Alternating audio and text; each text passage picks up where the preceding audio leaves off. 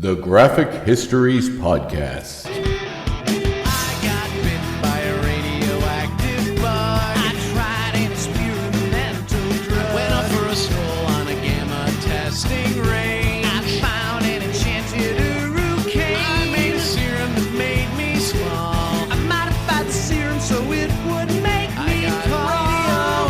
Radioactive isotope in my eyes. Dying alien helped me accessorize. I gained the proportion and strength of a spider. Now I'm invincible and I can fly. I lost my sight, my other senses were heightened. I'm gonna put on my pajamas and go fight crime. Hey there, gentle listener, and welcome to the Graphic Histories Podcast. My name is André and Mark, and I'm your host. Big thanks to the Mock for our theme song, Superpowers, and big thanks to you, listener, for tuning in to another fun-filled show. This time, our guest is Mark Shainblum, a writer, creator of Northguard, an older Canadian comic from the early 1980s, predated Watchmen, and was one of the first, even amongst the industry comics to kind of, in North American comics specifically. I guess England had kind of got a jump on it, but and Mark will talk about this in our discussion. But one of the first comics to really go into a political realm, to go into a little deeper than the standard,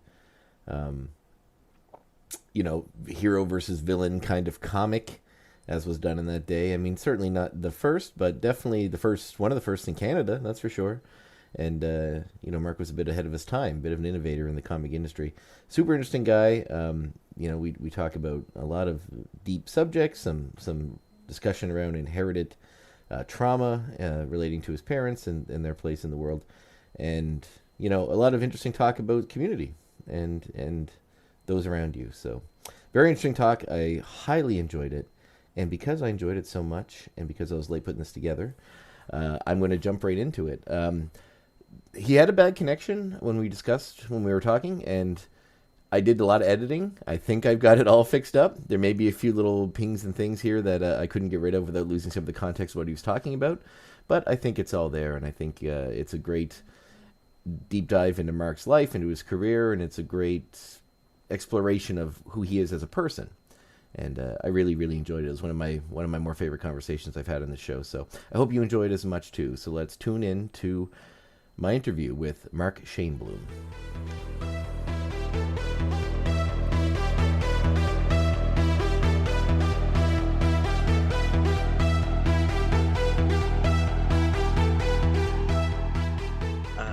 I see you're recording, so that's cool. Are you recording this for video, or do I have to brush my hair? Or? It's just audio for the podcast itself. We can talk this way if you'd like. That's fine. Cool. Thanks for joining me, man. So it's a real pleasure. Well, thank you for having me. It's great. I really appreciate it. No, I was actually just catching up. I read a few issues yesterday, and I was reading some more. I was waiting for you to jump on. So great. Yeah, no, it's a really, really cool book. I'm kind of floored with how deeply political it is, especially for the time period, right? Well, I was very influenced by Alan Moore. I joked that I was the first North American comic writer to rip off Alan Moore. So, so this was the early '80s, and I just was trying. I was trying very hard to be contemporary, maybe a little too hard, a little realistic and contemporary. So it ended up coming out more as a spy thriller in a way than as a traditional superhero comic. Yeah, I could see that, especially with side notes on the Quebec separation and right. And the time period of that as well as attack on the Canadian government, all that sort of stuff. Well, I got far more political later when I was doing a political parody comic called Angloman, but we can get into that after. Sure. Yeah. Well, I guess we could start at the beginning. So where were you born in Quebec? Yeah, I was born in Montreal in 1963 on April 1st. Yes, my mother did not want to give birth on that day, but there was no choice. My dad's on April 2nd. I tease him. Oh, no kidding. Okay. Yeah. I tell him he he just missed the April Fool. So yeah. Well, I got it. Nobody ever forgets your birthday. That's the good side. Yeah, that's fantastic. Yeah. What'd your folks do? Well, my father was oddly enough, he actually was the personnel director of the hospital where I was born. He was the HR director of the Jewish General Hospital in Montreal at the time. He had other jobs after that. My mother was an office manager, bookkeeper, kind of thing. They both were they both were immigrants. Both came more or less as refugees to Canada. My father in the 1920s as a child after the Russian Revolution, and my mother was a Holocaust survivor, so she came to Canada after World War II in like 1948. Yeah. So where did they meet? They apparently lived like 3 blocks from each other for 10 years and never met each other. And then one day someone set up a blind date for them, and that's where they met. Now, would that have been in a Jewish community? Like, was that sort of like? Yeah, it was it was like the older Jewish community in Montreal, like the Mordecai Richler neighborhoods. You know, if that, you know, if you know the. I know who he is. Yes, yeah. So you know, Esplanade and near the Baron Byng High School and all that classic Jewish Montreal area. Interesting. Yeah, like that's one thing people don't really think about when it comes to Canada is how deep of a Jewish population we have in the Montreal area. I mean, especially Montreal. Out. Yeah, for sure. Yeah. Montreal is very, very prominent. Like even the fact that there's a Jewish hospital, isn't surprising. But even now, like there's not a specific one now. Is there? Is it just? Oh no, it's still there. The Jewish General Hospital. I worked there myself later. Yeah. Oh wow. So cool. Yeah, and you know, Montreal and Toronto are both 2 of the largest Jewish communities in the world. So, and I've moved to Ottawa since, and that's one of the big culture shocks I've had here. In that, you know, Montreal is a very Jewish city, and Ottawa is very not. You know, there's a community here, and it's nice, but it's small, and it's a very different, you know, it's a different environment. And that, I mean, you think you see that reflected in Northguard. I mean, he was a Jewish character. I mean, he has made him one of the first openly Jewish superheroes, even though almost all of them were created by Jewish people, you know, with very few exceptions, you know. For sure. You know, Captain America and Superman and Spider-Man and Batman and on and on and on. I think the only major characters of the Golden Age who weren't created by Jews were like Plastic Man and Wonder Woman, but they were in the closet, as it were. They were kind of afraid to make it explicit.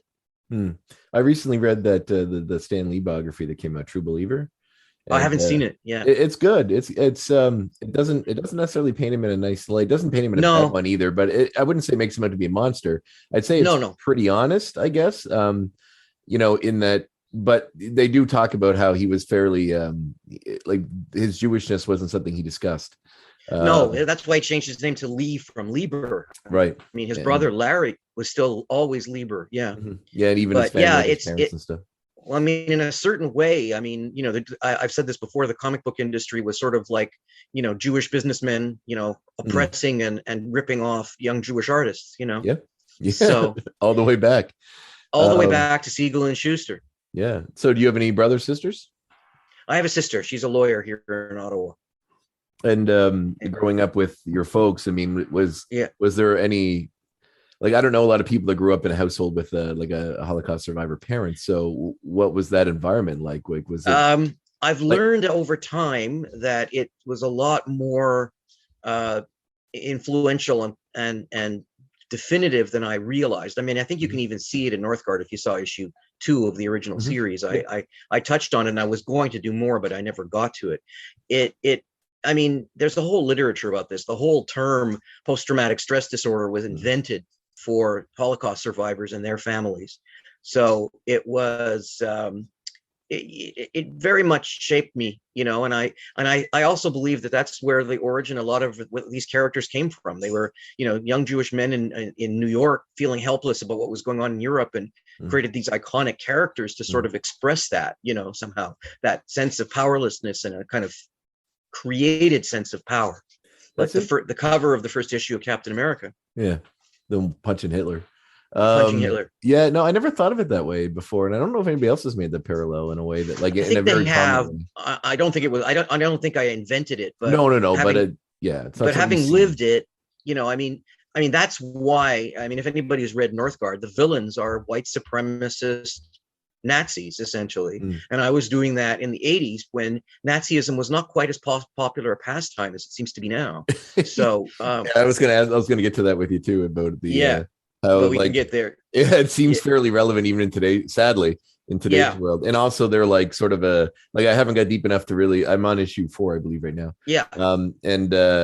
you know, as far as where like the white supremacist group, they seem to be embedded somewhere in the government or something. There's some kind of shadow government or organization. Yeah. So the fact that they're like, you know, somehow connected to the like political spectrum seems incredibly prescient today. I know but yeah, I was reading that and I thought that the first thing I thought of was, wow, this feels like they could have wrote it yesterday and it probably would have worked. It was, well, I mean, I wrote it during the Reagan presidency. And at the time, the Reagan presidency felt, you know, all of a sudden, all this right-wing nonsense was coming up. And that was my reaction to that at the time. Well, like you mentioned the Watchmen, the more parallel. Well, yeah, I predated Watchmen. So this was Northguard came after, you know, Marvel Man and Miracle Man in Britain. I was reading the British Warrior magazine, but well before Dark Knight and Watchmen. Yeah, I thought so, because the timeline seemed like, even just looking at the art and the style and stuff, like I like the cover art and stuff, it very much is kind of, it's funny looking at covers for old comics, because it's almost like it almost paints a picture of the time period just by looking at some of them. And yours definitely struck me as that early 80s thing. So like, and I did see a Watchmen parallel with this sort of, you know, conspiracy and all this sort of stuff with government stuff and really toning into these political things. So at first I thought, well, maybe it's influenced, but the fact that it predates that is very interesting. So that's very cool. I have to tell you, one of the weirdest experiences in the world is watching your own work become a period piece. You know, it's I have a problem. I have a mental problem with the passage of time, because sometimes things just seem like yesterday, and yet they were 35, 40 years ago. And when I go back and read it, you know, the internet didn't exist yet when I wrote that comic. I typed the first issue on a typewriter. You know, by the second issue, I'd already bought a computer, but it was an Atari. You know, so it's strange, but it you know, but on the other hand, all that seemed very fresh and new in 1984, 85. But then we stopped publishing Northguard for a while, and when I tried to sell it to other publishers 3, 4, 5 years later after Watchmen, then Mark, this is just the same old hat. You're just doing what everybody else is doing. Yeah, I could imagine you would run into that, because at that point, like a lot of stuff with Rick Veitch and all that was coming out that was doing a lot of similar story stuff. So and even I kind of was reminded a bit of Rick Veitch stuff and some of the stuff I was looking at from yours, but I mean yours predates that as well. So that's very interesting. So well, ironically, I became friends with Rick about that time. So oh really? It was I met Steve Bissette and Rick Veitch at a Montreal comic book convention. Oh, Steve excellent. actually did a couple of covers for me for another series. So yeah. So I was very influenced by those guys, as you can imagine. I totally can imagine. I've actually just one of my projects that in my Alan Moore hole of, like, I've read pretty much everything, but I never got to Swamp Thing. So during COVID, that was my project, was I read all Swamp Thing. And that's great. Yeah, that was such a great series. It was. I just recently finished it, and there's a podcast list too called the Movies That Made Us, or Made Me, and they have different celebrity people on to talk about it. And they had an episode with Stephen Bissette talking about like all these things, like old horror stuff that influences art and stuff, and it's super cool, very interesting. And he seems like a very personable guy. Yeah. So that's neat that you're connected to them. He really is. Really cool people. I haven't seen them in years, but they were really nice guys, and they were telling us the inside scoop about, you know, meeting Moore, and, you know, they were excited about Moore joining the book, and I was excited because I knew who he was from Warrior, but he was unknown in North America. So, you know. Yeah, it'd be interesting to see so much change in the industry from, like, because I mean, prior to that, it was all like, you know, even your book is fairly innovative for the time period because it predates quite a few of the things that sort of changed the industry in quotation. Yeah. So, you know, to do something that's more of a political thing with a superhero involved instead of just the straight up, you know, punching Nazis and you know, and although it really was a punch a Nazi comic book in its own way. But, it was, with a lot of you know, political stuff in between, but no, it was very interesting as well. So growing up in the house with the folks, what was comics always something you grew up with, or is it something you always I discovered them very young. I think, like, probably when we lived in a duplex in Montreal, our landlord's son had a whole bunch of comics in the basement. The washing machines were in the basement. And sometimes when my mom would do the laundry, I'd go down with her and I'd just sit down in this ratty old chair they had in the basement, and I'd read his old comic books. And these were like, you know, a lot of old war comics. and those reprints of the 1950s science fiction comics like Adam Strange and and Strange and all those fun science fiction stories. So that was my real entry into comics. I'm sure I read some others before there, but that was, so we're talking 1968, 1969. I was like 6 and 7 years old. Yeah. So it seems like a lot of people have that connection. There's always somebody that puts a comic in their hands. Yeah, either exactly. a parent or an uncle or an older brother or something, or somebody. Well, the beauty of it was my parents loved it. They weren't the typical "don't read those, they're going to ruin your eyes" people. But we had art running in the family on both sides. My father's uncle, my great uncle Eli Yechiel, was a famous painter in Montreal. So he did he did watercolors, he did acrylics, he did sculpture. He was also very well known in the school system, in the Jewish school system, as a Hebrew and Yiddish teacher. So I haven't, Shainblum is a rare name, and I still to this day rarely go a month without someone saying, was your grandfather or great uncle or whoever Eli Shainblum? And I go, yes, that was my great uncle. So he was very encouraging too. And my parents never made me throw them out. None of those cliche things ever happened. Oh, wow. And later, my parents were very supportive of me, both emotionally and financially. I was publishing those comics out of my parents' basement. I was the nerd boy cliche, really. Yeah, but like, there's a lot of nerd boy cliches, but to actually go forward to indie press your own comic, especially during that time period when it's not as easy as going on the internet and Googling where you print it, where you distribute it, what you do. Like it's quite a process. Oh, yeah. When it's all through mail or through long distance phone calls to try to get in touch with who you need to do to get it all done. Oh, it was all, I lived right doing Northguard and Matrix Comics, which was my company. I was right on the bridge, on the bridge point between the analog world and the digital world. Like I literally, as I said, I typed the first issue of Northguard on a typewriter, and by issue 2, I was working on a computer. So, I mean, a very primitive computer by today's standards, but nevertheless, so it was really a very interesting time to be alive. I sort of see comic book and science fiction fanzines earlier, and the independent press almost as a precursor of the internet.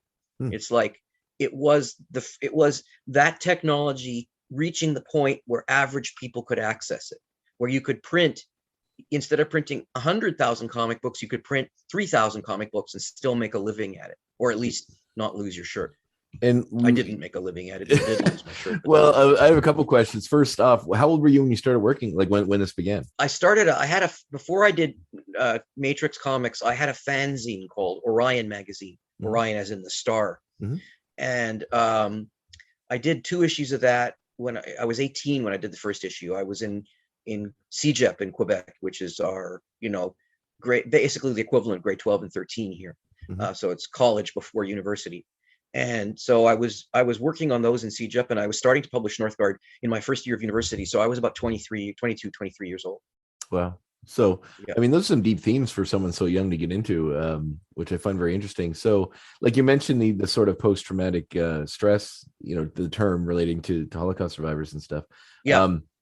And like it seems with just things that I've read and people I've talked to and stuff over the years, that it's almost like a genetic sort of like a post-traumatic stress that kind of goes down through genetics in a way. Like it's almost like culturally, but also like there's just such a weight to it that must really prey on the I'm sure you've read Mouse. It's epigenetic, in fact. Oh, well, I did. I read it. It was very difficult to read it, and I understand why Art Spiegelman had a nervous breakdown trying to do it. He literally had a nervous breakdown between the first and second books. I've tried to write about my mother's Holocaust experience and discovered that unless I approached it really obliquely, as I did in Northguard, it was like trying to put your hand in a furnace. It was too much. My mother wrote a book about her experiences, and I had unlike Art Spiegelman, I couldn't do it. Yeah. I just couldn't deal with it. I could deal with it in a sort of semi-escapist medium like Northguard, like a comic book, but it was really hard to approach it straight on. Yeah, I can imagine. I mean, the weight of that and the horror of it in general it's almost too much to bear when you try to think about the horrible things that humans do to each other. And well, that's it. And that's why I'm so appalled and disgusted by the residential schools thing going on. I mean, we've known about this for years. I tried to write a story about it several years ago, but now it's really coming home to roost. And I'm sitting on the other side of the table now. And it is very important to me that as a country, we take responsibility for that. And, I'm a guy waving the maple leaf around, but this year I did not celebrate, Canada Day, and I did not put a maple leaf on my balcony because I just didn't appropriate this year. Yeah, I found that some Canadians have always been rather smug about our country in a way that it's like, we as far as some of the atrocities that other countries have done over the years, like it seems like we've never really done anything quite on that level. However, now that this stuff is something that people knew about, it was talked about, it's been documented. It's just not something we discussed. And now that all this information is coming out, and how horrific it's been, and and the government backed it, and the RCP and all that sort of stuff, and it's definitely a huge black mark on the legacy of Canada. So I am quite happy to hear that so many people are accepting, are dealing with it and finding ways to finally draw attention towards it, and kind of Gord Downie spearheaded it before he passed away. He did that book. We have to. We have no choice, because otherwise it's a form of Holocaust denial. It's the same thing. It's but I mean, this is a bit of a sidetrack, but I mean, I started learning about this through some of my contacts in comics, like Jay Ojic, for example, who does Kagagi, and he told me stories about his parents, and it rang very true to me, or his grandparents. So, actually, I'm working on this in a story right now, which maybe I'm jumping around too much, but that's all right. I'm doing, I haven't written comics in a while, but I was approached by David Dewsbury, who's the writer and creator of Auric of the Great White North, which is an independent comic out of Timmins, Ontario. And he asked me, Auric is a sort of a magical character who can transform into a lion beast form. And this happened to him in the early 20th century, and he's basically immortal. So Davis approached me to write a story set during World War II with his character, because he never dealt with that era. So I'm right in the middle of that right now. No, excellent. And it's being illustrated by by Dan Day, who did the cover of Northguard 2, and who's someone I've always wanted to work with. So I'm working a lot of this into the story. It's on top of my mind, so it's in the story. And in that sense, I guess my work's always been political, because I can't just write a story about Galactus swallowing the moon. It just doesn't. It's not enough for me. Well, I've had a conversation with someone about that recently, and I mean, you could write that, sure, anybody could. Yeah, but generally, those stories, if you think about back in the day, even the Twilight Zone or those sort of series, they're never about a monster, aliens, No, of course. Doing something, everything of those was some kind of veiled allegory for something else going on in society, or something that had passed on. Oh yeah. Or usually the Red Scare, the Communists, the Russians, a lot of that stuff back in the day, but during the Cold War, but science, and especially now, because I mean, you're talking about the internet and how much it's sort of changed the way things have been, especially in the comic industry, and how zines were kind of a precursor to that. And it's certainly made information and community easier to get, but it's also kind of given some horrible people ways to connect with each other and sort of digging each other in that way. So especially whenever any comic now tries to get more diverse, or change a character, or have a new gay character or something, people get really upset, and they'll post things that are like, why do comics have to be political? And it's like, you haven't really been paying attention. They kind of always were. Exactly. If you look at the first issue of Captain America and you don't think it was political, you're stupid. Absolutely. But even a lot of the old things like Superman and all the things you mentioned about all these Jewish creators that were sort of sliding this stuff into their creations, and trying to give power to the powerless in a way, by creating the earliest Superman, I mean, he was an anarchist. He was tearing down slums. He was punishing evil corporations. I mean, he was a super socialist. He was Antifa. Yeah, exactly. People don't, people miss that. They think it's weird. It's a weird line that they tread, because they want it to be political to what their side is, but if it goes political to the other side, it's too political and they don't like it. Well, it's funny, because I always perceived the whole sad puppies thing in science fiction and the Gamergate and Comicsgate stuff was a bit of a surprise to me, because I didn't realize there was that much of a pool of reactionary political thought in our fields. I mean, of course, Robert Heinlein and those guys were kind of right wing, but even Heinlein would have punched a Nazi. He did punch a Nazi, metaphorically speaking. I just don't know where some of these people came from, and I don't understand. Ethan Van Sciver, like, is a mystery to me. Mhm. I just don't understand why he would do what he does.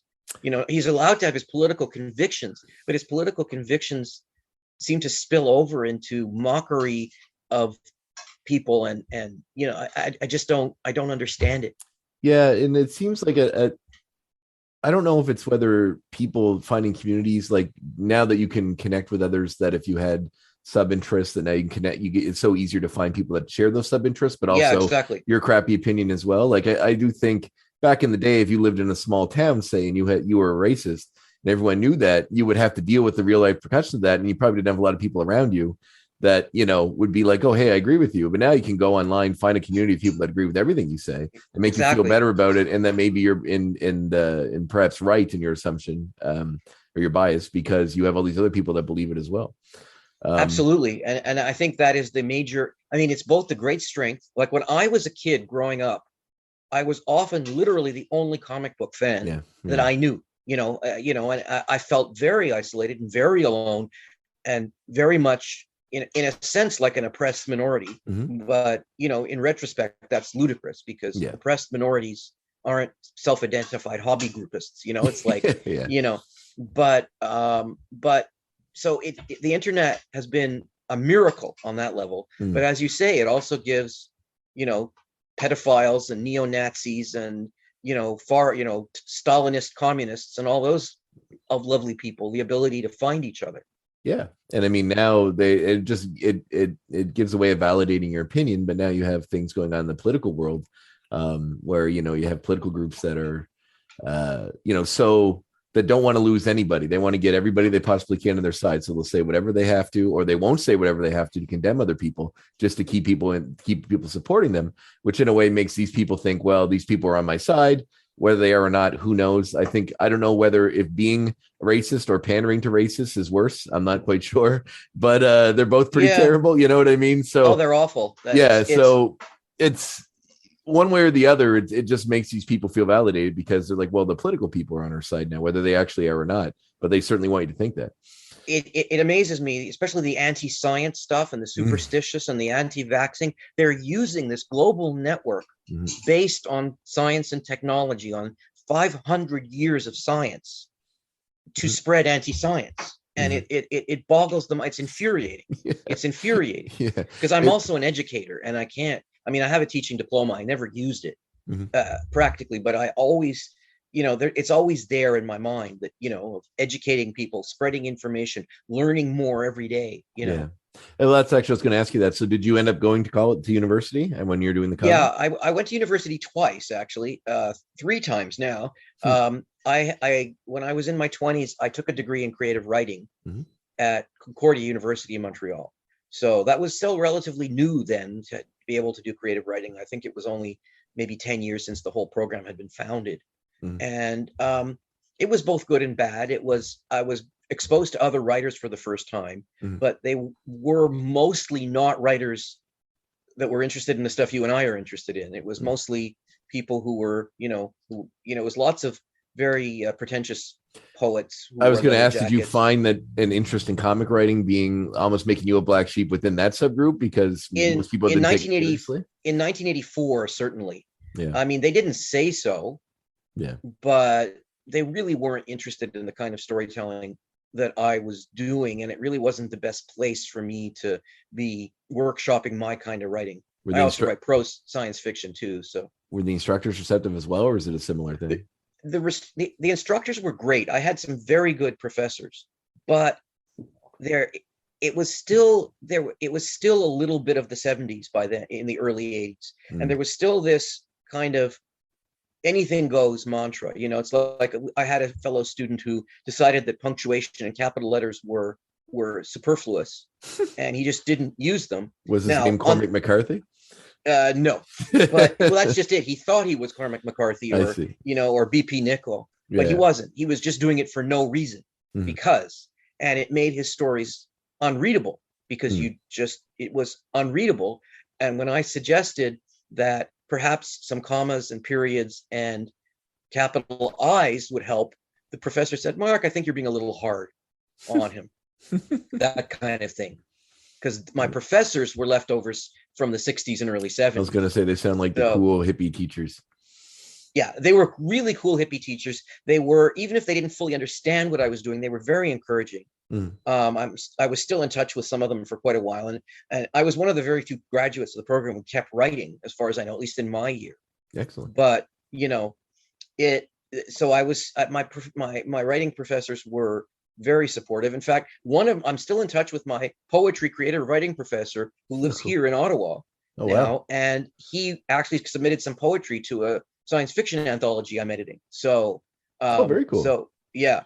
So his name is Seymour Main, and he's a great writer. He was, part of the crew that, like part of the Leonard Cohen generation. Oh, wow. Of that whole group. So he's awesome. And he was very supportive, even though we both agreed I was a terrible poet and I shouldn't do it, So yeah, that's a generation that I'd like to learn more about. I see a graphic novel about Leonard Cohen just came out that I like. I want to read that myself. Yeah. I'm in Nova Scotia, and I'm not sure if you're familiar with Strange Adventures, but they're the big comic store here in Halifax. Oh, yes. Yeah. In fact, I owe him an email now that you mention it. Who's that, Cal? Cal, yeah. Oh, absolutely. He's a great guy. I can't say enough nice things. Yeah. So I saw they just advertised that they got a copy, and I got to go pick up my books there. That's great. I'm about an hour out from them, so I think I'm going to pick it up when I go to. I love Halifax. It's a great city. Yeah, have you been out there very much?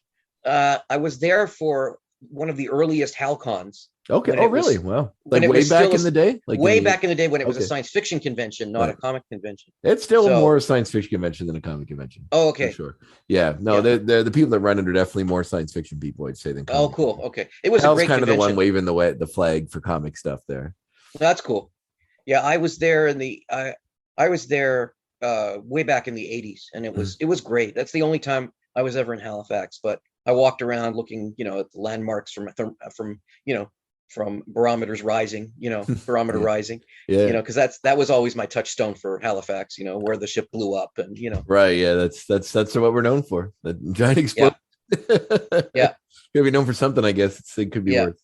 Yeah. Oh, very cool. So like when you were writing on this, you were doing the creative writing class, you were doing the comic. What were you doing? Overloaded a little bit. What were you doing to pay the bills?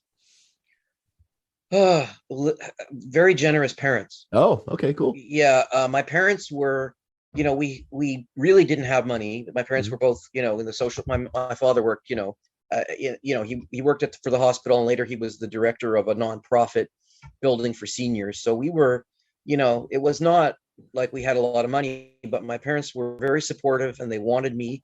They wanted to encourage me to do the writing and to write and to publish comics. I kind of fell into the publishing end of it mostly because I wanted to publish I wanted to do Northguard, and there was just no way. So I self-published it, and once I started publishing comics, I ended up publishing other people as well.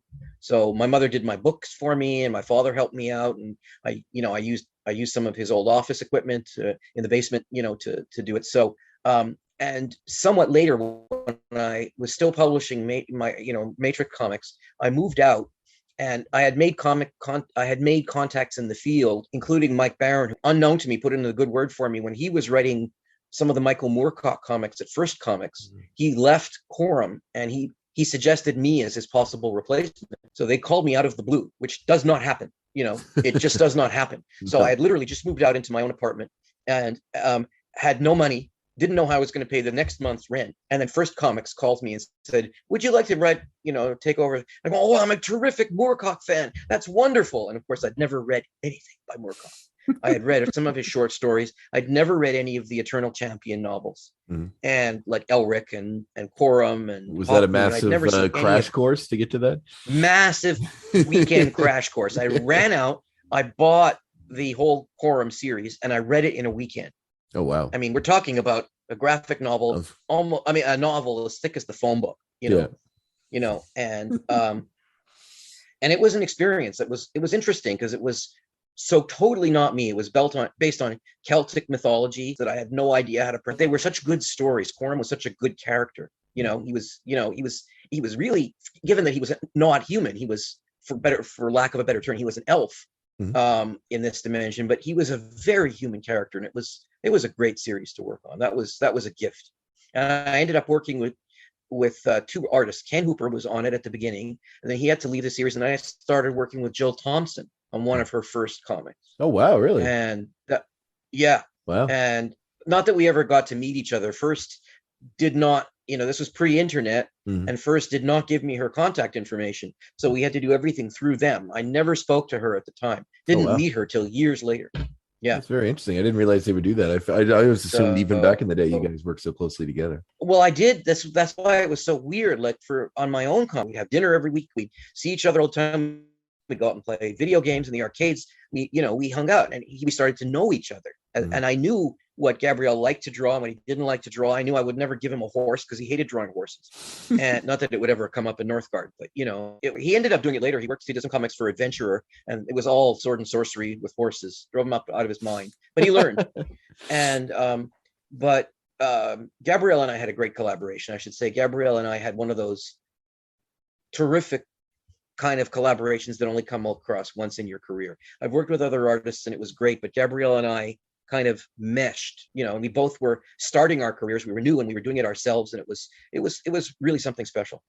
So you mentioned you when did you stop writing for a while? You mentioned you stopped for a period of time. When would that have been? Well, it's a little complicated. Matrix Comics ran from 1983 to about 85.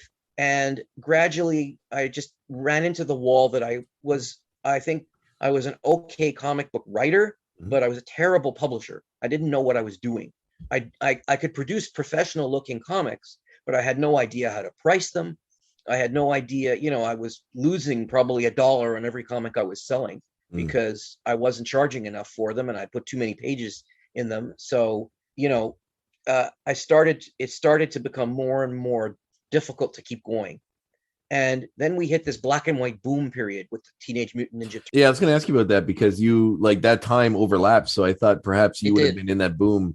I know I spoke with the guy that did Ninja High School, Ben Dunn, and he talked about that as well because he was right in that sweet pocket. Ben Dunn, yeah, that really took off. So that was the boom that hit you. I have an interesting anecdote about Ben Dunn. Remind me, I'll get back to it. Sure, but we started before that, and before that we were doing okay. Because everything was kind of loosey-goosey. If you were a month late, the distributors just didn't care. Would still distribute your book because they had to, because there was a lot of competition. So we could get away with a lot that we couldn't get away with later. That you just couldn't get away with. And when the black and white boom hit, all of a sudden there was so much material in the pipeline that it frankly hurt us, and it hurt people like Ben, and it hurt the good publishers that had already been established, because all of a sudden it was all about collectability and churning it out as fast as you possibly could. So you had publishers that like Airshop, and they had people just churning out the artwork without much regard for quality control or anything else. And the market got saturated. And not only did it get saturated, but it also not the Turtles themselves. Those guys were terrific, and they repaid the comic book industry 1,000 times over with all the good stuff they published and the grants the Xeric grants they created for creators. I have nothing but the highest respect for them. But the industry suddenly stopped focusing. Comic books always were kind of a cheap art form. All of a sudden, the bottom fell out of that, and all of a sudden, it became producing crap to go into a Mylar bag that no one would ever open again. Mm-hmm. Yeah, and it became a kind of like the junk bonds that were going on at the same time. Some of these lousy comics from substandard publishers who were running sweatshops effectively started selling 50, 60, 70,000 copies an issue. And they produced them under really poor conditions. Even their print quality was largely bad. But it was, as I said, it wasn't like there were 50,000 fans each buying one copy. There were 5,000 hardcore collectors who had been conned into believing that these books were valuable collectibles. Yeah. And they were buying 10 or 20 or 30 copies of each issue. Mm-hmm. And you cannot, that's a con game. It's a Ponzi scheme. No, everybody's just searching for the next Turtles, right? They're hoping those. Exactly. It's like buying a lottery ticket. You're hoping the one you buy will be the one that hits it big next. Basically, like all Ponzi schemes, it collapsed. And like all Ponzi schemes, it took the whole independent comic book market with it. Mhm. And this repeated itself in the 90s with Image and all. I was going to say it Image. almost killed Marvel too. I mean, this when Yeah. they're putting out 1,000 alternate cover issues, you know, and Yeah. the death of Superman stuff too, like just flooding the market with all this stuff that everyone's convinced is going to make them tons of money, and everybody is still doing like all these alternate covers and things. It's insane. And it's insane, and it's like the lesson never gets learned.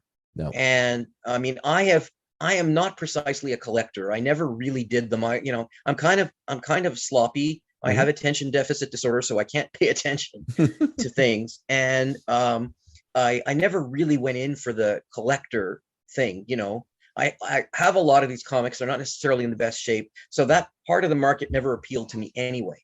I was trying to tell stories, you know? Yeah. And I also had this kind of maybe grandiose and overblown idea that I was there to rescue or resuscitate or revive Canadian comics. You know, it was egotistical and so forth, but it was a motivator for me. So I think it came from a good place. It doesn't sound like, you know, you were trying to legitimize Canadian comics in a way that, you know, never really, even in modern day world, never really hit too big. Like even our homegrown heroes, you know, the comics are out there and then cartoons and stuff they've ended up making with them with Captain Canuck and stuff, but like it's still on a global market. It's not like Canadian comics are a massive thing. They usually just get swallowed up by the North American stuff.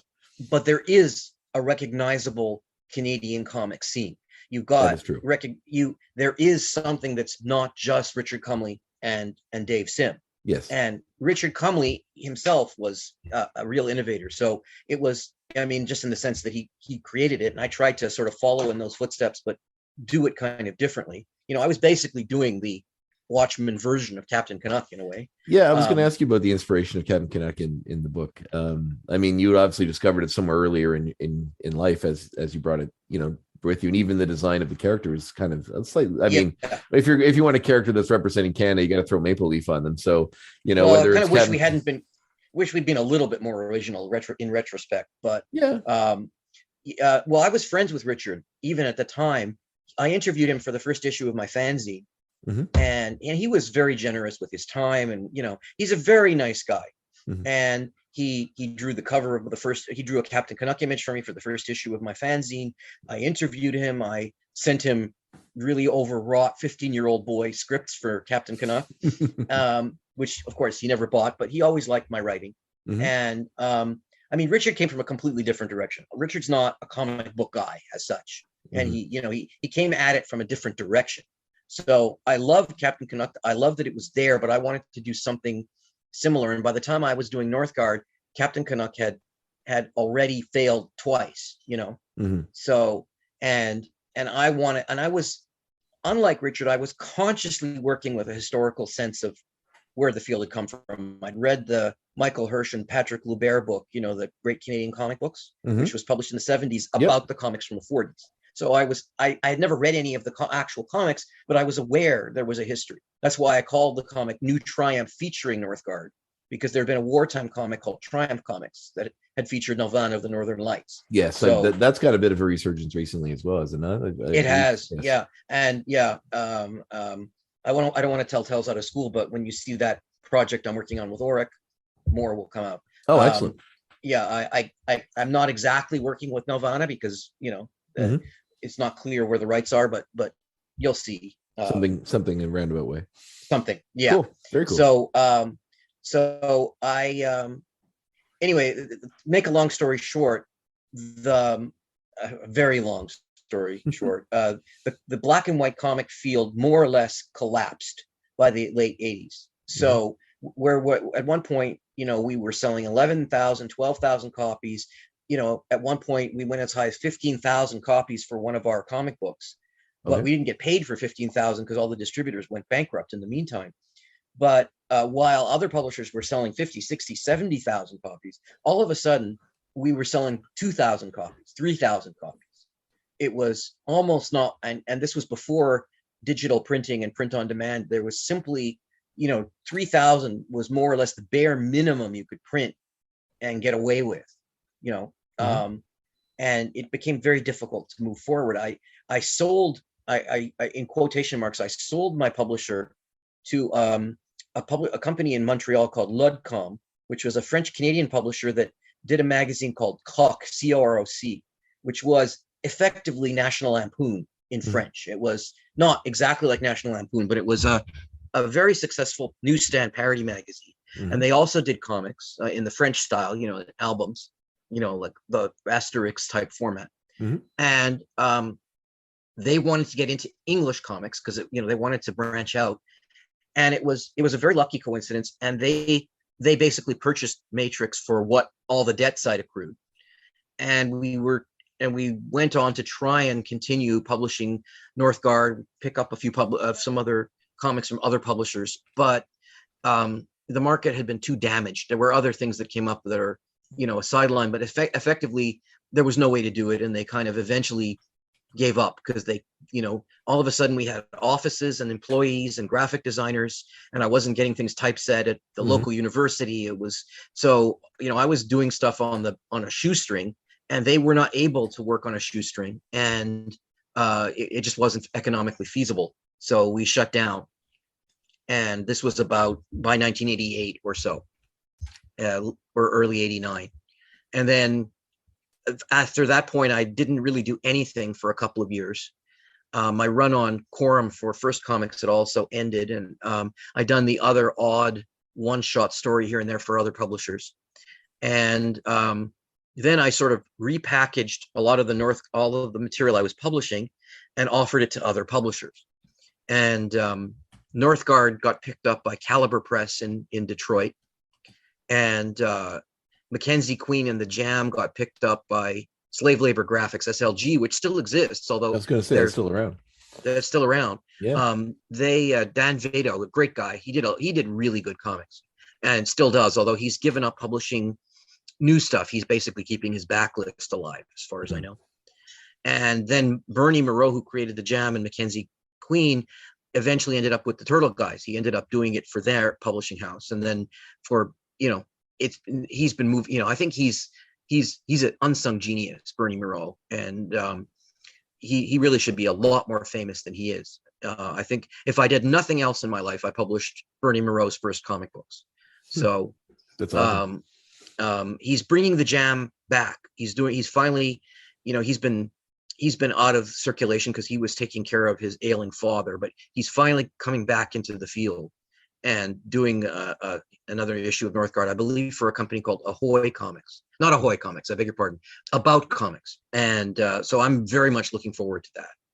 And in any case, we got Northguard. We managed to close off the Northguard series with a 3-issue miniseries called Northguard: The Mandes Conclusion. Mandes were the sort of the evil conspiracy bad guys, which stood for Manifest Destiny in my very subtle way. Ooh, and I didn't put that together. That's interesting. Yeah. Oh, well, that's true. It hasn't. Yeah. Yeah. So you'll see some stuff. I won't blow the ending for you. Okay. Good. And then more or less, I then ended up, I ended up working as a freelance writer. I worked in a hospital, the same hospital I was born in, the Jewish General Hospital. I worked there for several years, just doing clerical. I was an admitting clerk and the bereavement officer. So when people passed away, I'd see their families. Oh, wow. So I was kind of living. Oh, that was, yeah. I mean, it was worth doing, but it was also, my God, I only did it for 3 years, and that was long enough. That seems like so too long. Basically, I was. It was. It really was. I was basically Harvey Picar. Oh, yes. I interviewed him once, and when I told him I was doing the same more or less kind of thing he was doing, he was astonished because it was quite funny. So I sort of had all these weird parallels with other comic creators. Oh, that's super cool. I've always been a fan of him, a big fan of him. Oh, he was a great guy. Yeah. And I think his comic, American Splendor, was one of the first comics that got me out of the superhero ghetto. It made me realize that you could tell. I mean, I always knew it intellectually, but I really enjoyed that comic, his slice of life stories. Yeah. His autobiography, like just being robbed while sitting on the toilet, those stories were awesome. They were awesome. And I've thought about doing similar things, but there was a period in Canadian comics too, where there was a big emphasis on autobiographical comics, Seth and Joe Matt and Chester Brown, and I had tremendous respect for what they were doing, but I figured that niche was filled. I didn't need to be another person talking about how he learned to masturbate. Yeah. In comic book form. And yeah, sorry, but that's no, I love their work. Don't get me wrong. You're not wrong. Even like just, like Craig Thompson, those guys are still doing that sort of thing. So it's still out there. Yeah, and it's great, and I have tremendous respect for it. And I've done some slice of life comics. I did a romance comic of all things in the 80s when that field was almost completely dead. So I ended up I was doing some science fiction in prose for a while. I edited and I wrote some I wrote a few short stories that were published in various magazines. So I've always had my toe in that field as well, and then in the 90s, Gabriel Morrissette and I, the same creator I worked on with Northguard, we more or less ran it through a filter and came out this after our experience working. Gabriel used to draw for Croc magazine, Corum, and I actually wrote some stories.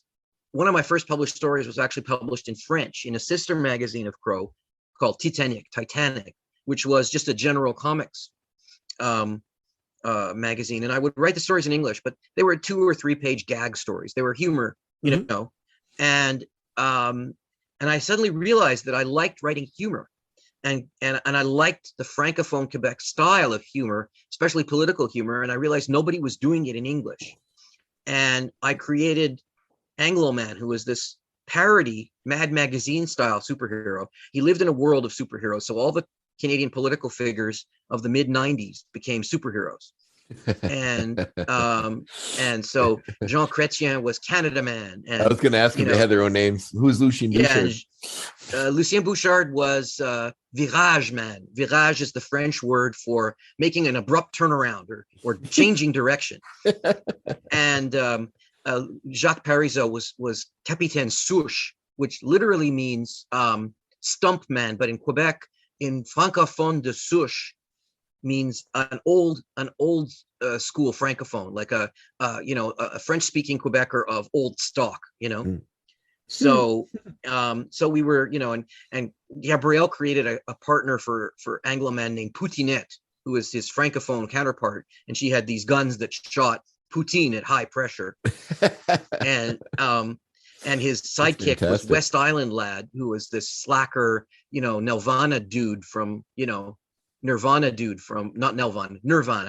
from guy from the West Island. So it was like, he was a typical late 90s slacker, grunge kid.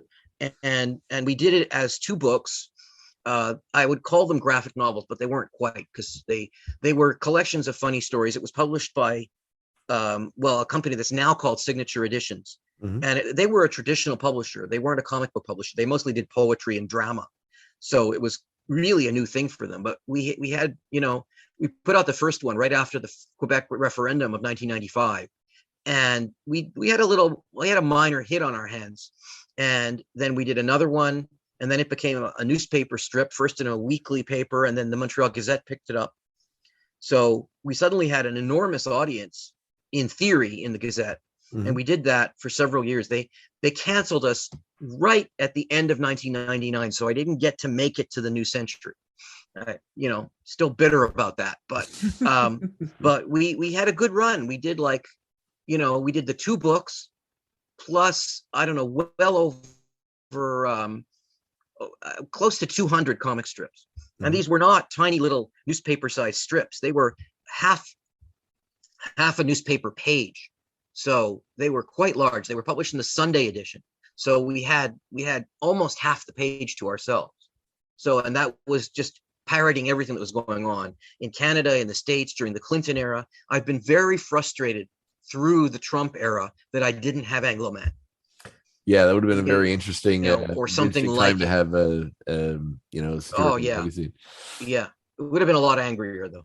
Yeah, I can imagine. It's been a rough go for sure.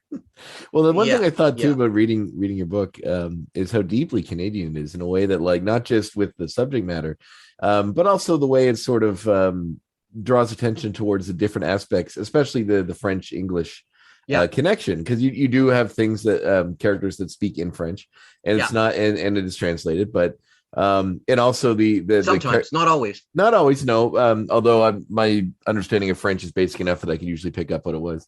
But even the character has like a period where he has to decide a French version of his name because, Northguard doesn't necessarily translate well to French. So, he picks kind of a French version of his name, which I thought was very interesting and not something you often see. I mean, to use examples of like Alpha Flight or those sort of characters that are kind of mainstream or put into mainstream comics to be like the token Canadian team.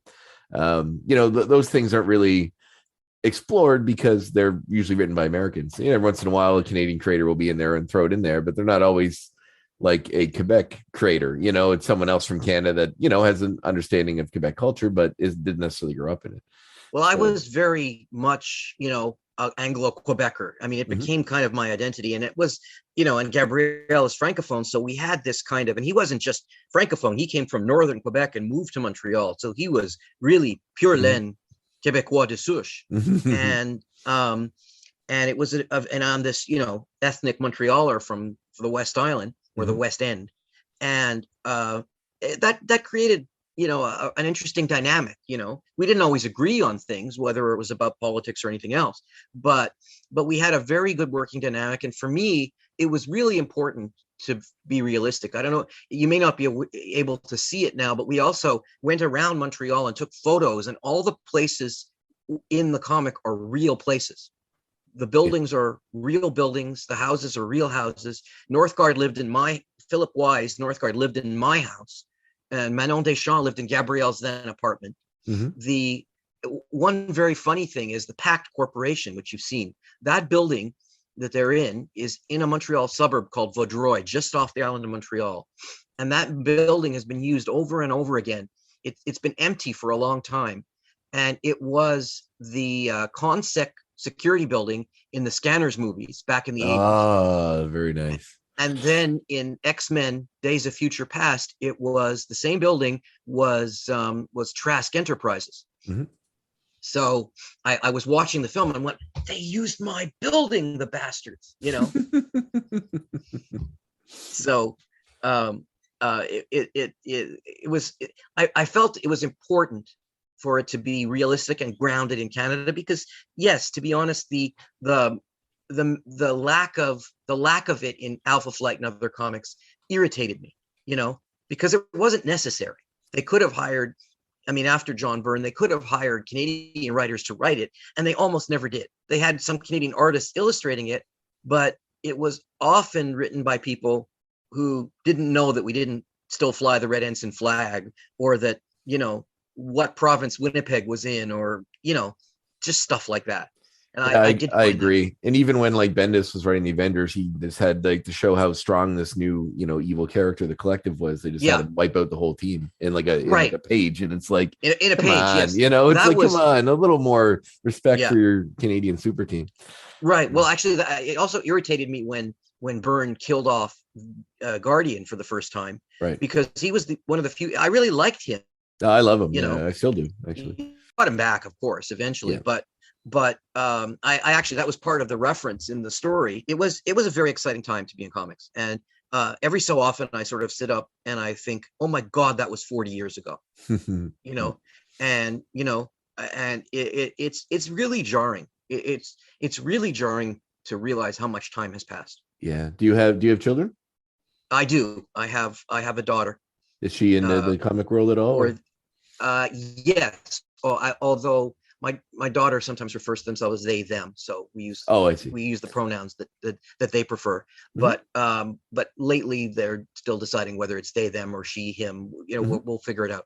And they do draw their own comics, which I was never able to do. I wish I could draw, but they're really talented, and I'm sort of really, really impressed with their totally different take than mine. Not really interested in superheroes, not really interested in that kind of comics or that kind of storytelling. A lot more into horror, video game characters, but still the same continent, the same landmass. Yeah, and I love it. Oh, that's wonderful. Yeah. How old are they? 14. 14. Oh, excellent. Yeah. Wow. So yeah, it feels nice, but I never intended to shove it down her throat. It's just she gravitated to it on her own. Oh, well, that's And excellent. I often they, it never picked up my comics or the superhero comics lying around much, Mhm. but they picked up their own stuff, which is great. Yeah. So and my ex-wife, Maya's mom is also a big science fiction more than comics fan, and we have so it comes through. She gets it honestly from all sides. Oh, that's wonderful. Yeah, my ex-wife is into science fiction as well. She's also a science fiction author, Oh, and excellent. we just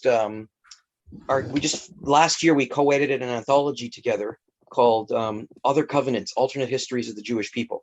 Oh, wow. So some new stories, some reprints. We have authors like Robert Silverberg and Harry Turtledove and very well-known people in it, but unfortunately we got hit by pardon my language, but a shitstorm, because we our publisher kind of blew up in a scandal. Oh. And it was a long, complicated story, and we had to pull the book from them. And then just as we were starting to talk to new publishers, then COVID hit and everything just stopped suddenly, like walking smack into a door. Oh. So luckily our authors have been kind enough to stick with us, and we found a new publisher, Ben Yehuda Press in the States. Mhm. So we're going to get it back on track. So hopefully that will be coming out by the end of next year. Oh, that's lovely. It's 2022. You guys can do that, and also you can collaborate with your ex in a. Oh yeah, we get along fine. You can love somebody and just not necessarily be able to live with them, but That's for sure. but we raise our daughter together, our kid together, and I still have to work on those pronouns. Yeah, believe me, I'm bad at it too. I think the key is just keeping at it. I think people respect that you make the effort. Yeah, well, that's the only thing you can do, and they have to tell us. That's exactly it. Yeah. So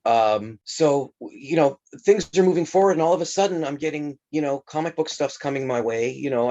I don't know if you're aware that Chapter House Comics started doing Northguard, but it wasn't my version of Northguard. Yeah. So do you own the rights to that, or like how would they? Yes. Okay. We did do a licensing deal. I don't want to get into too much. We had a misunderstanding, which we have now worked through. Okay. And I will be doing some comics for them, hopefully in the not too distant future. Oh, excellent. Their Northguard they're going to continue doing their run of it, and then it will come to an end, and then one way or the other, Northguard will return. Mine and Gabrielle's original version of Northguard will be coming back. Okay. I'm working with Jack Brilio and Hugh Rookwood on a team up with Dominion Jack, which is Jack Brilio's Canadian comic book superhero from the True North anthologies. Mm-hmm. So we're going to be doing that as a special, probably 2-issue run.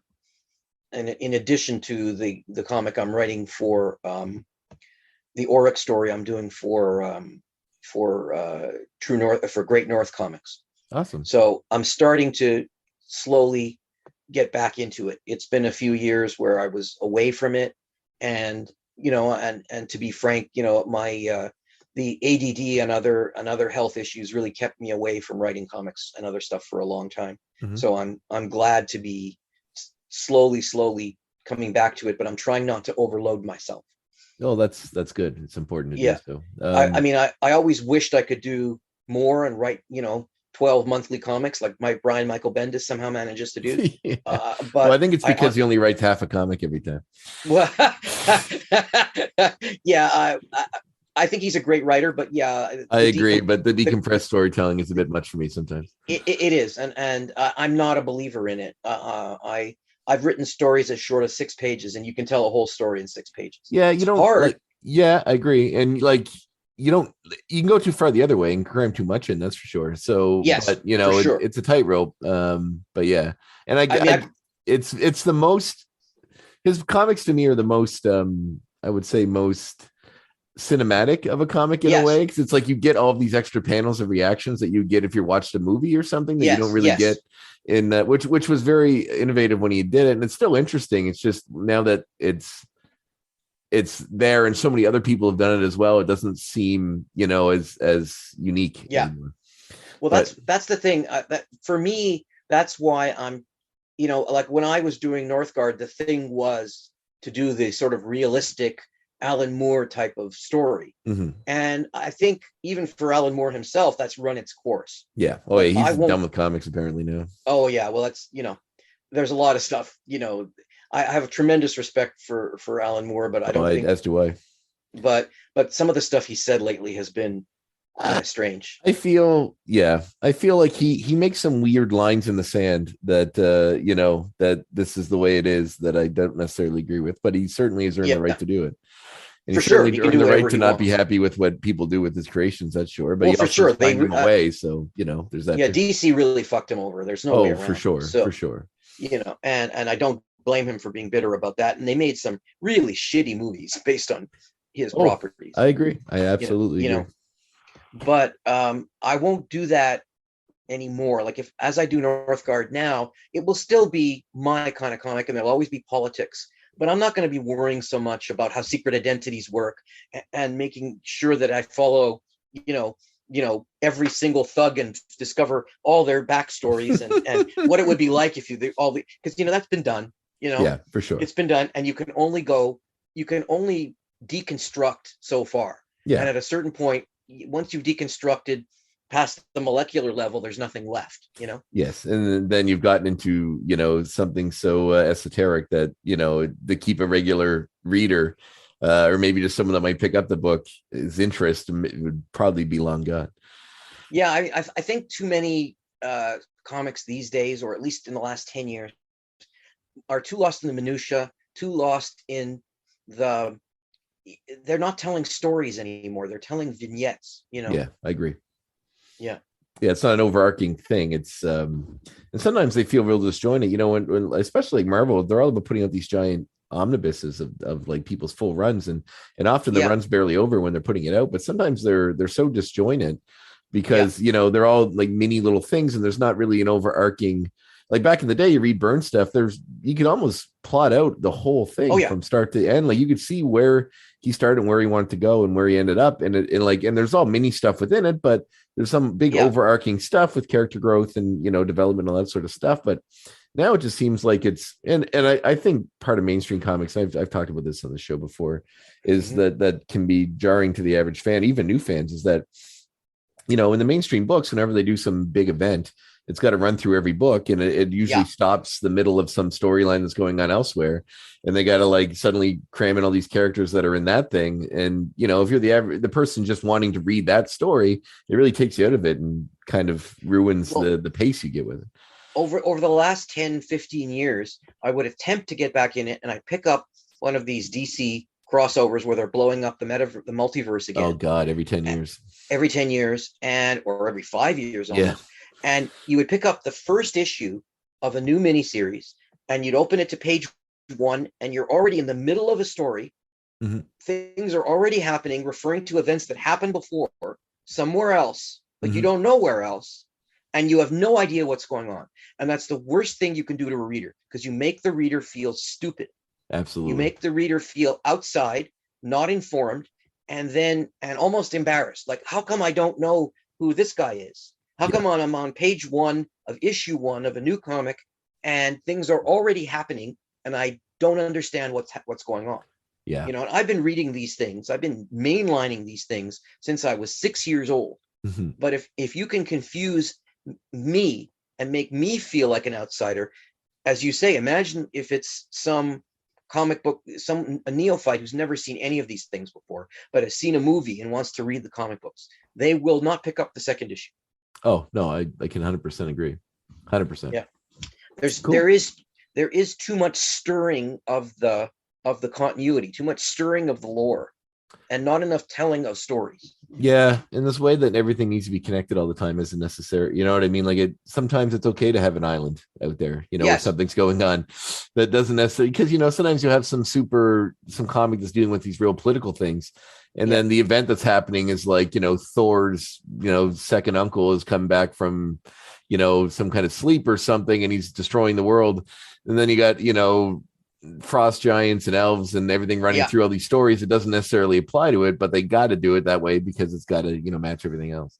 Well, I said, even back in 85, I said, when we were doing Matrix comics, someone wrote a letter and started to, when people still had letter columns, and he asked about the Matrix universe. And I said, stop right there. There is no Matrix universe. We are not going to do that.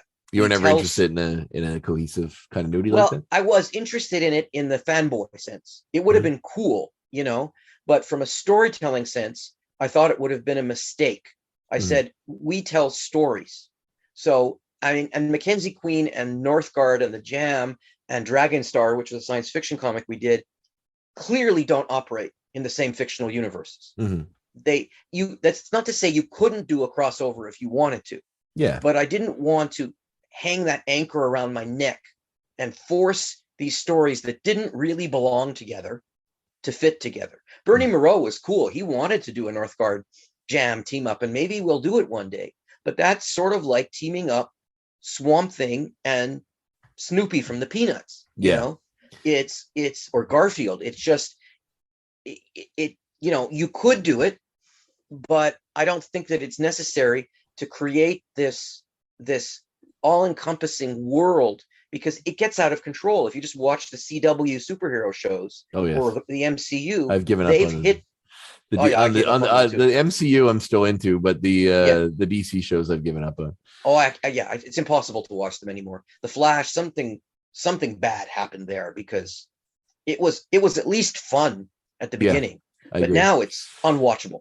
Well, then now they're doing all these big events as well, where they cross over all their shows, which if you don't watch them all, you're not you're not in the loop either. Well, that's just it. And I didn't like Legends of Tomorrow, so I wasn't watching it. But then when they do one of these crossovers, all of a sudden, if you hadn't watched Legends of Tomorrow, you didn't know what was going on. Yeah. Now so we've exported some of the worst aspects of superhero comics to television. Yeah. And I don't necessarily think that's a triumph. No, I agree. It's almost like you've taken the best part of it with these characters as continuity included with the worst part, which is all of this, trying to get everyone to watch everything, buy everything so that, everybody can keep up with the story. So, you need to buy every single comic and then. The MCU works. I mean, that's the reason Marvel Studios is successful, because they do have that coherent background and that backdrop, and it's fun. It was fun when they crossed over Law and Order and Homicide: Life on the Street. They did that. That's an old reference. 25, 30 years ago. It's fun when that happens, but it can't dictate. You can't let the tail wag the dog. No, exactly. That's what people are doing for sure. I'm a lot less didactic about it now. Like, I'm doing a Northguard, Dominion Jack crossover, and those are two very different characters that inhabit very different worlds. But Jack and I are doing it because it's fun and we want to, and we can we're using the multiverse. So if their worlds aren't exactly the same, so what? Yeah, and we're having fun with it. And they both look at each other, after they've popped into the wrong universe, and they go, multiverse, it's real. Oh my God, and then we just move on, Yeah, that's all you need. Yeah. Oh, wow. Well, anything else like the Northguard stuff? Is that collected in a way that people can get, or is that still so far to print that it's? That's still up in the air. There was Caliber Press collected the first 5 issues that I published in a book called Northguard Book 1. What was it called? Manifest Destiny. But there were fewer of those printed than of the actual comics, so it's hard to get your hands on. It's still digitally through Drive-Through Comics and also Indie Planet. So anybody who wants them digitally can get them there.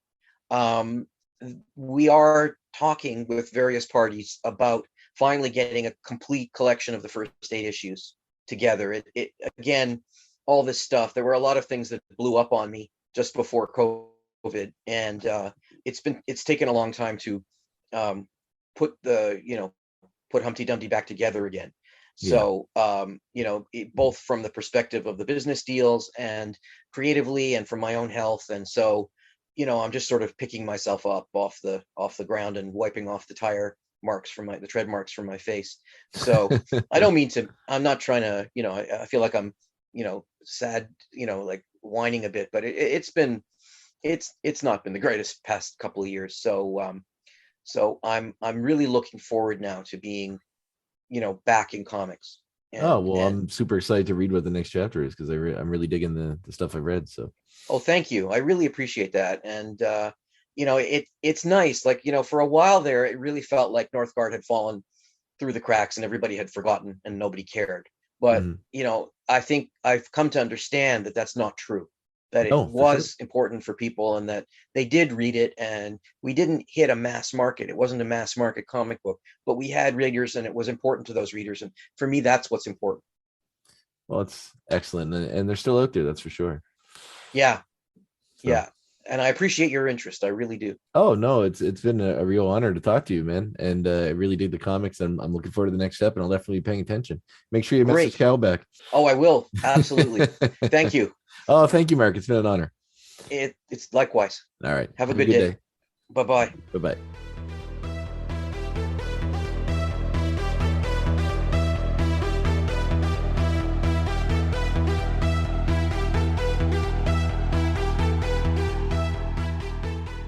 There it is, my talk with Mark Shainblum. Man, what a great, interesting guy. I had a really cool conversation with him.